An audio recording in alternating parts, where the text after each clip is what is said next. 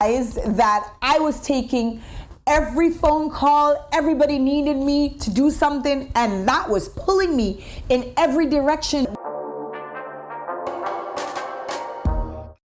Hi, and welcome to the Dr. Lydia Show, where I share with you great content to improve you and your life so we can create and leave generational wealth.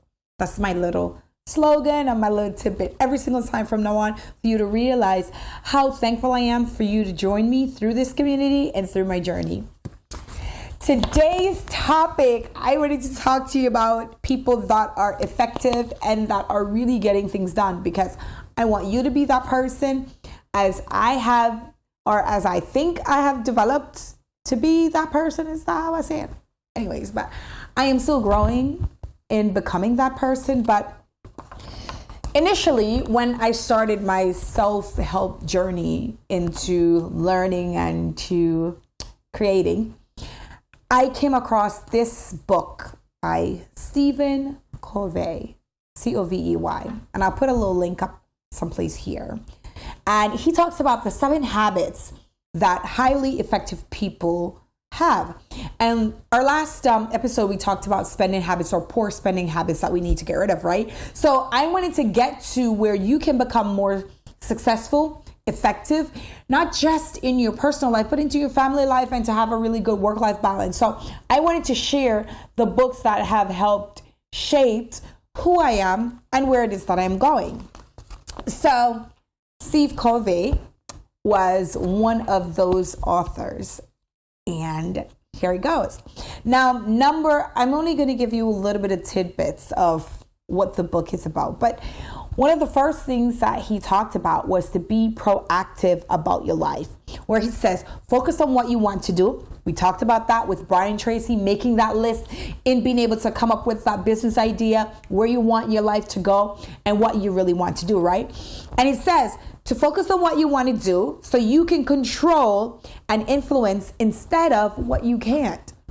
Now, what's funny is that I was I'm mentoring a young lady that's doing her business. And every single time, like, we would discuss some ideas for her business, she would come back to, oh my God, like, what if this, what if that, do you know those people in your life?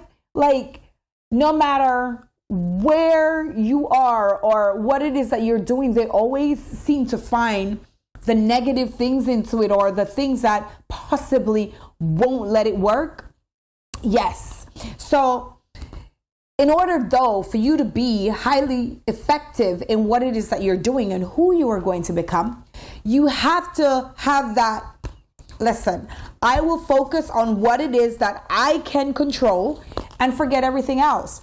And if I can't control this, then I'll learn. Or if I don't know this yet, I'll learn and I'll know how to. They say reactive people normally say, I can't, what if only it's hard? Do you know, and I talk about my kids a lot, and I talk about my family a lot. And in my household, everybody, when I was growing up, they always talk about, you can't say certain words. Certain words or curse words or this or that. And of course, religion will, do that for you. But in my house, some words are age appropriate, right? Words that you can and not allowed to say. But curse words in our house, and I don't know which book or where I got this from, but this is not something that was instilled into me as a child. But what curse words for us, 2 of them, hard and can't. Why? Because when you tell yourself that it's hard or you can't do it, then your brain doesn't see it as anything else. It's like it stops functioning. And we don't want to do that at all to ourselves or to what it is that we're trying to create or the problem that we're trying to fix. So for that is what I always tell my kids. Is like, if they say, Mommy, why are you cursing?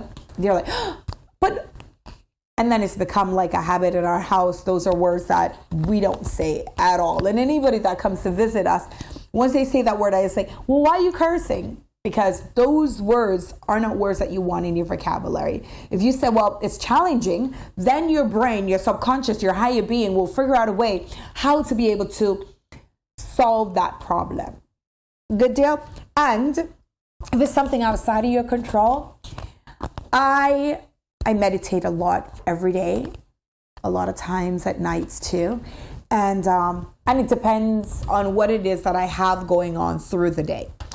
And the serenity prayer. God grant me the serenity to accept the things that I can change, the courage to change the things that I can't, and the wisdom to know the difference, or something like that. And when I say that every single time, I have to remind myself is that, and this has helped me to really center myself so I don't get upset about things that I can't control, and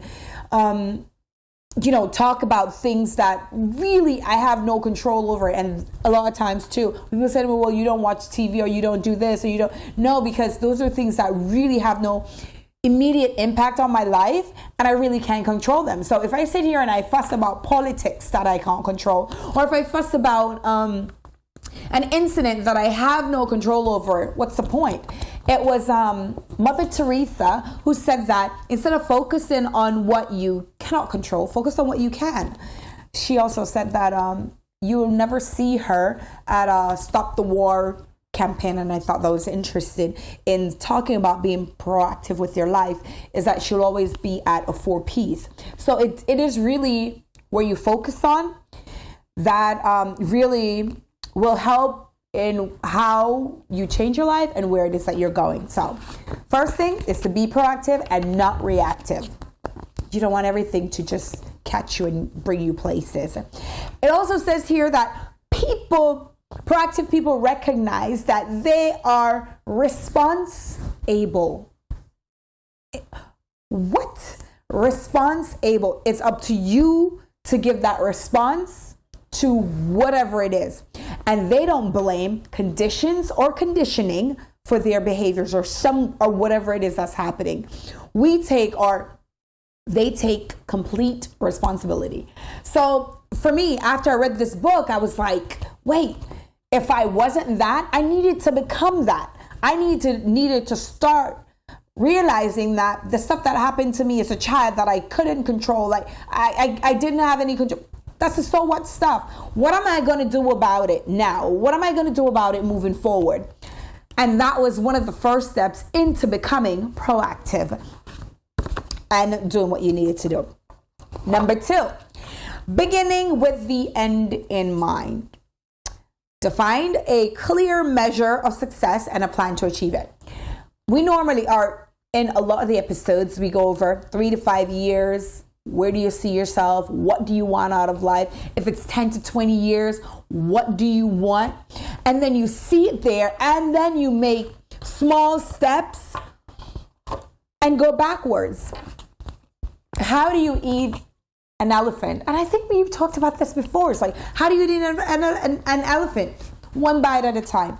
It was Steve Jobs who said that you can't connect the dots looking forward. You can only connect the dots looking backwards. Imagine that. If it was all clear going forward, and we talked about that before in, it was John C. Maxwell who gave the great analogy about the car light going forward. And when it's going forward, it only gives you but certain amount of direction. So it's the same principle here. It says, if you don't make conscious effort in visualizing who you are and what you want out of life, then other people and circumstances will shape you. I have an interesting story here to tell you, right? When I was, 16, right? I made a decision because my dad used to tell me all the time, oh, I have my first house when I was like 20. No, he said 21. So I was like, I want my first house when I'm 20. Now, granted, I don't know how I was going to do it. Don't ask me how. But I just said that to myself. I created some form of plan, visualization that I was going to make this happen. It turned out, actually, that not just that I wanted to have my first house at 21, that I wanted to have my first child at 21. And there are certain things. I wanted to have my first degree at 21, right? And so when I got to 21 and I accomplished everything that I set on piece of paper, I thought to myself, what do I do next? I had no goal. Like, nobody ever said to me, hold on. After you accomplish one thing, then you create other ones to go ahead and accomplish, right? You constantly grow. No one ever told me that. So now I am telling you. You create a goal, you achieve it. It's small steps. You achieve it, you celebrate, you just keep moving forward. You keep moving forward. There's no, oh my goodness, this is it. I've arrived. You will never arrive into who you intend to be or become. You will always be growing, just like a tree, just like a plant. You know, it's funny. It's like, it's only humans decide at some point. It's like, oh, this is enough. I've had enough. I've arrived. I'm comfortable now, so I can stop. No, there's nothing that you could ever say that, oh, I could stop about, because technology doesn't change. It constantly grows. The iPhone, if it was about staying the same, we would have been at the same place with beepers. There will be no improvement with computers. You know, so if life is constantly growing, if things are constantly happening, you should constantly grow. And once you accomplish your goal, you set new ones and knock them out the park just the same way.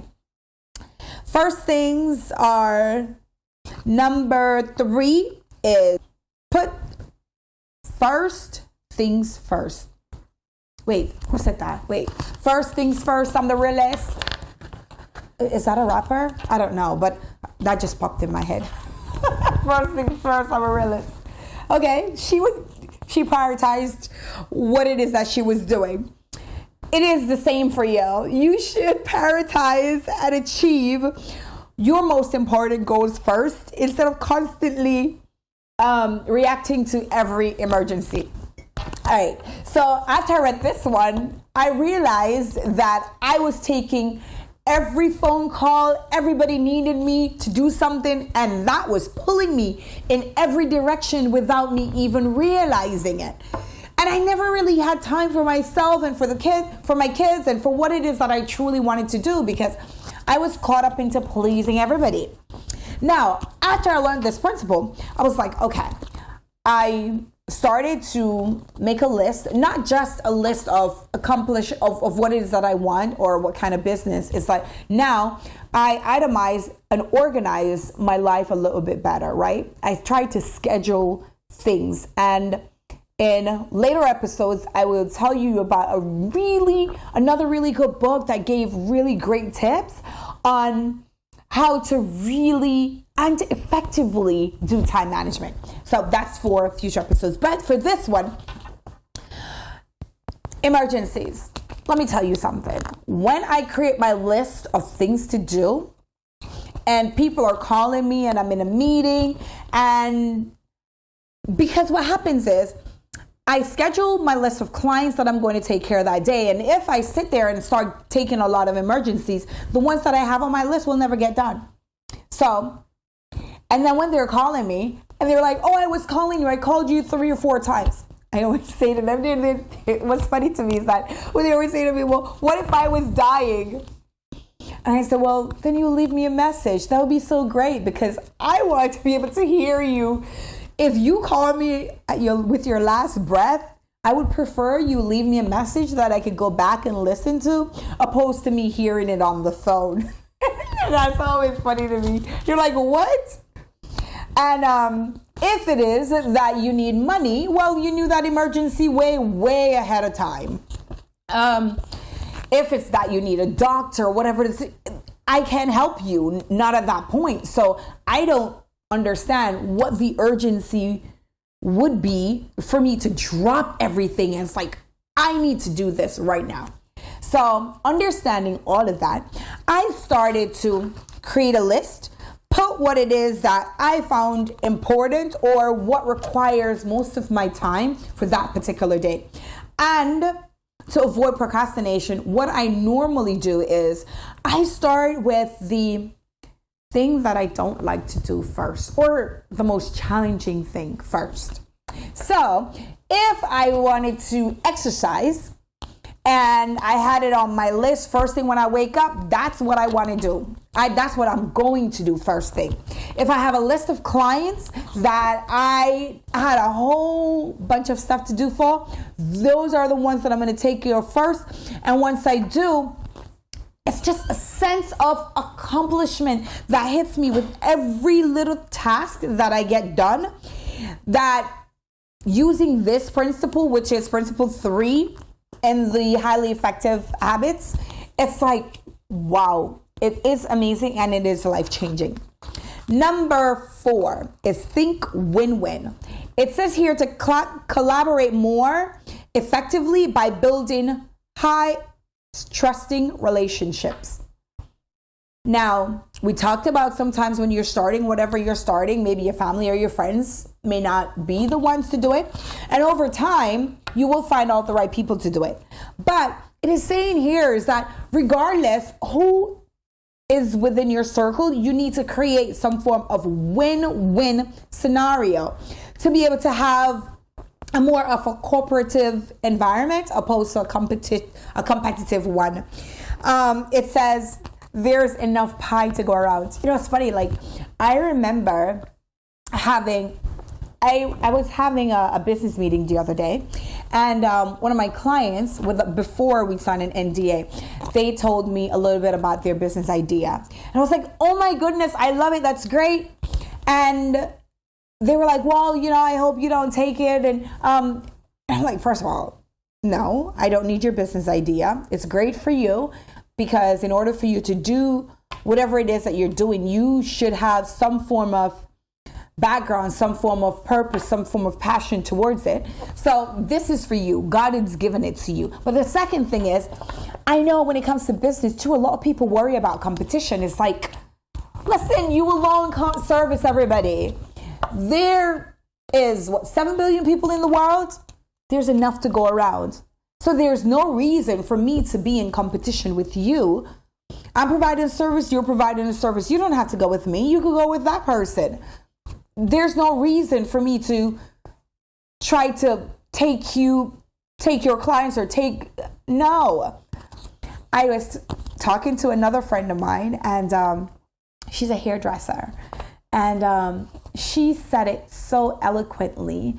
And this is what I love about my circle of people. Even though that we don't get together often, when we do, we pour into each other, pour great stuff into each other. And she said to me, she was also encouraging someone else to open or become a beautician.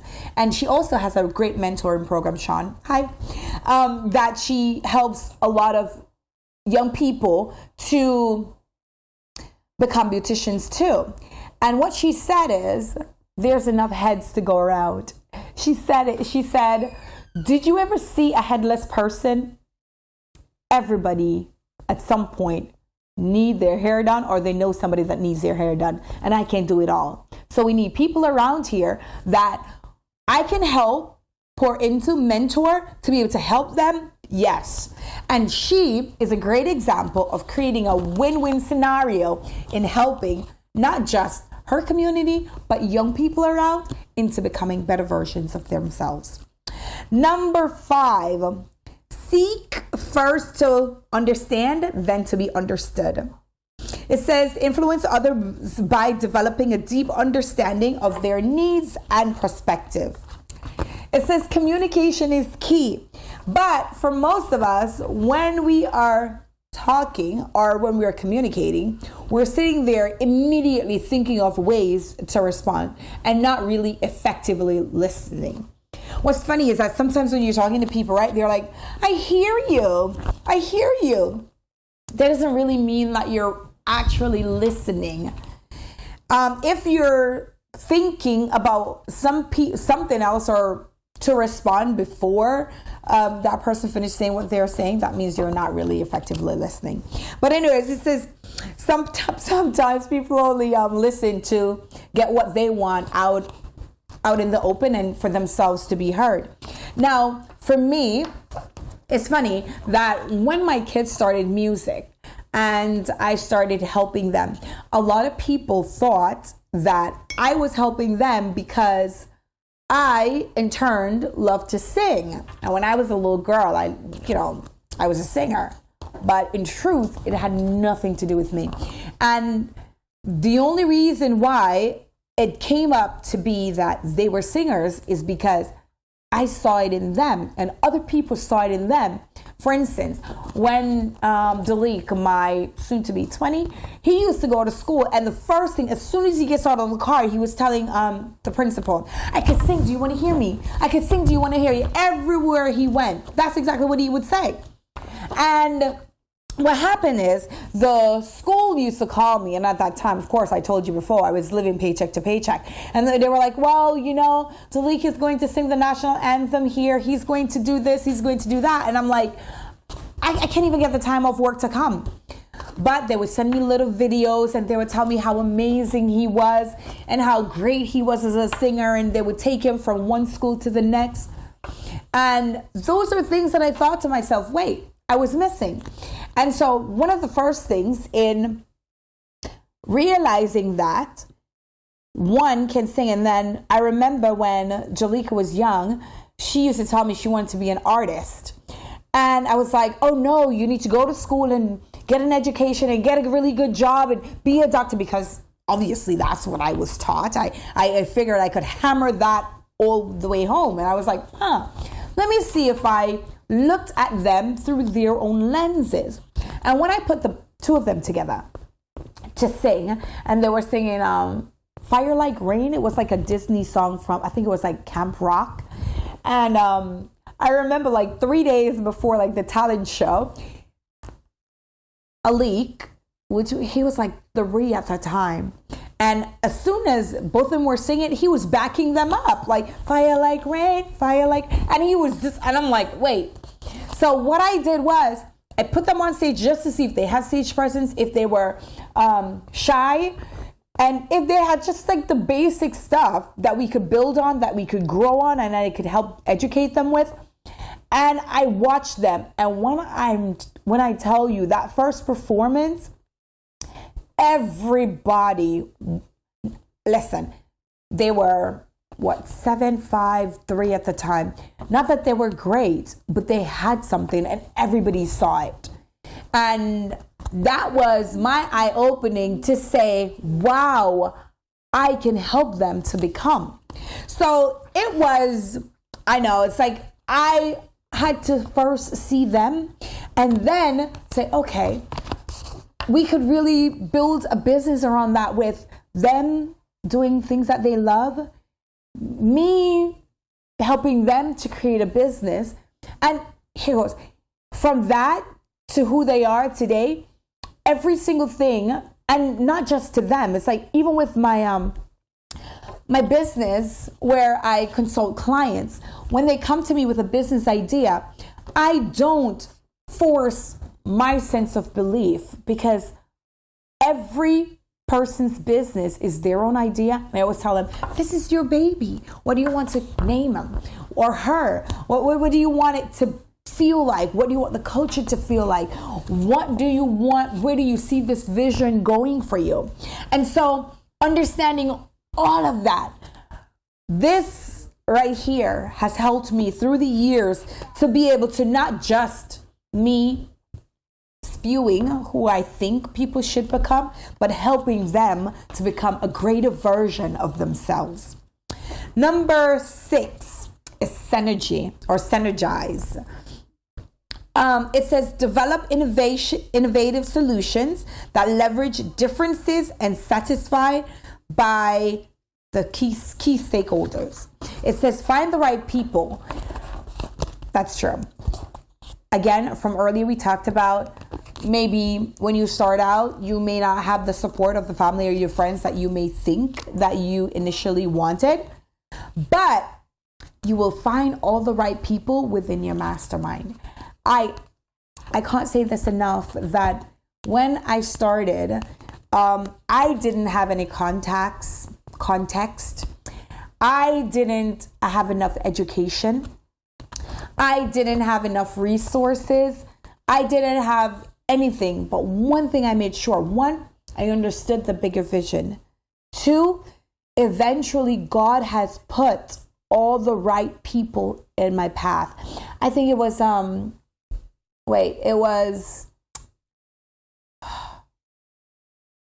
I don't remember who said it, but they said that when you make a decision, God opens up the path to give you all the right things, all the right people, all the right, if it's just an intuition or an instinct, all the right people will be shown to you or given to you. It says, and then you will find people with similar goals, similar visions, people that are going the same direction as you, and together they can produce the best result, better than you could ever have done alone.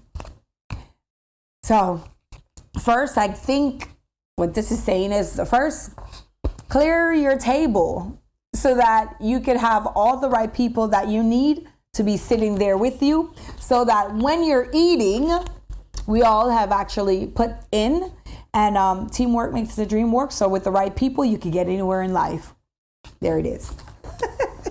When you begin to interact with the together genuinely, it says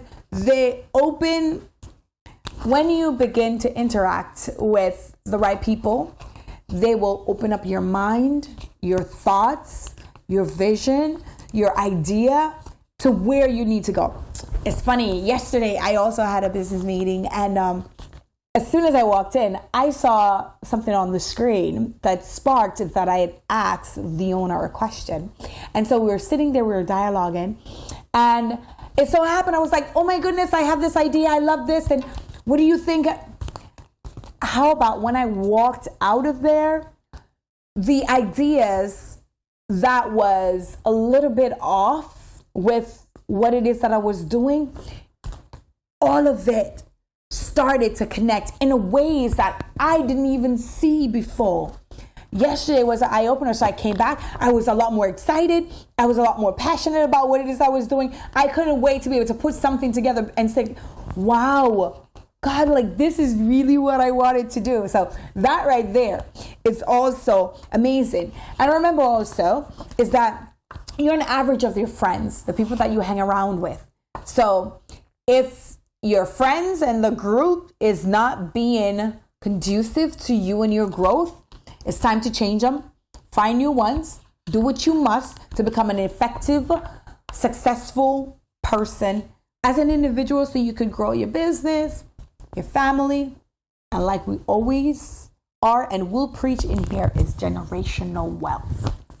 All right, number 7, sharpen the saw. When I saw this one, I thought iron sharpens iron. Simply that. It says increase motivation, energy, work-life balance by making and time to renew yourself. And what is it you're doing? Oh, iron sharpen iron is where we share knowledge so that we all could grow and be better versions of ourselves. That's what we're doing in this community. But this one point was saying that the habits of a highly effective person, at the end of the day, you should take time for yourself. Time to renew you. Time to nurture and rejuvenate. You need to take time to rejuvenate who you are so that you can be a better version mentally, physically, spiritually. Now, in taking this to heart, I've decided one day out of the week to be myself. This is my self-care day. Regardless of what it is that I'm doing, I am going to take the time to, maybe do my nails, do my hair, prepare for the week, downtime, a little bit of downtime so that I could breathe more than meditate. Maybe I do a little bit of sauna, do ice bath, something that makes me feel good. That means when I'm starting the week, it is refreshing for me. I never start, unlike most people for me, Mondays are just, Monday's just another day, just like the weekend is just another day. But it's like I take one day or for instance, it's not just one particular day regardless of what it is. It really depends for me on how hectic my day is. Because as a rule of thumb, I try not to go to bed extremely stressful about anything, because God forbid, I don't want that to be my last, feeling going to sleep ever, because I don't want to wake up with that feeling. So whatever it is, whether it's a conversation, a communication, an argument, whatever it is, I try to resolve it. Something that I've also started is that every single night I write in my little journal things that I am thankful for, or little miracles that I have witnessed throughout the day. And so what that helps me with is that every single night that I go to bed, it's more of a renewed energy of me being grateful. So when I wake up, I am extremely thankful to be here. And so, but that self-care day, if you're having a hectic week at work, you need to take some time for yourself, whether it's working out, because working out always, and a lot of studies have shown this, for 30 minutes will help your body to release all the great hormones that your body needs. So you might need to do that. But whatever it is, whether it's time that you're quiet, if it's a book, if it's to drink some tea, whatever it is, just make sure you take some time for yourself to be able to constantly grow, because we're here to help each other. It's funny that I was telling my kids this the other day. I said, one, everything that we do is always for others. Just like I am always encouraging you to become who you need to become so you can leave generational wealth for the next generation, is that I am always trying to help you to become better versions of yourself so that you could create and leave a legacy for the next generation, because and essentially pay it forward, because we are not here for ourselves at this point in time that we are here. The sun doesn't shine for itself. The trees never bear fruit for itself. Everything that it's done on this earth is always for the goodness. The air is not out there for itself, it's for us. So in turn, it's like, while you're there soaking it all up, what it is that you're giving back. What's the purpose of you being here? How are you helping this earth? How are you helping the community? How you're helping your family? How you're helping your friends? How you're moving this generation and this life forward? I hope this book, this episode was helpful to you in order for you to become an effective person and to be able to be successful in everything and anything that you do. Thank you so much for joining me. Continue to like, share, subscribe, and to be a part of this great community. A lot of great content, more to come. Love you so much. And I'll see you next time on the Dr. Lydia Show. Bye.